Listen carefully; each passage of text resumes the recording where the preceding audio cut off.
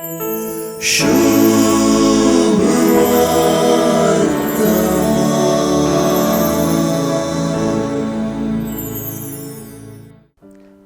शुभ वर्तमान जेजून उलोवच्याक आनी ताणे उलयल्ले आमी ताच्या पाटलाव्यांनी आयकुच्याक व्हड महत्व दिता.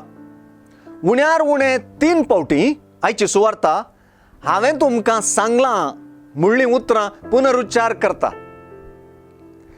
एक फावटी हांवें सांगल्लें तुमी आयकलां अशेंय आमी वाचता. जेजू उलयता तें उतर आपणाक पाटयलेल्या बापातावन येता म्हणटा तो. हे मुखांत्र जेजूतय आमी बापाकच आयकता तें महत्वाचें. बापा आनी पुताच्या मोगान हें उतर आयकतलीं दोगांयकी मोगाचीं जावन बापा पुताचे हाजरेन वा वस्तेन पावन जातात.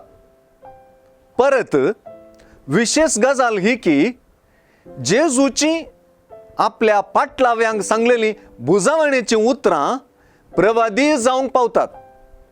पयलेंच जेजून सांगून दिल्लीं, म्हजे नांवी बापूच तुमकां एक मजतदार पाठयतलो. ही उतरां ताच्या प्रावादाचें शिखर.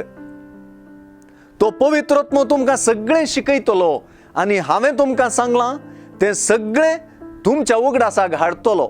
ही उतरां जेजून सांगलेल्याक वा ताच्या प्रावादाक विशेष वस्तू दितात. जेजून हांव म्हज्या बापा सरशीं वेतां, हांव वेतां आनी तुमचे सरशीन पाटी येतां म्हणून उलयल्लें आयकून आमी संतोष पावची गरजी ताच्या प्रावादाचो सुवांटो.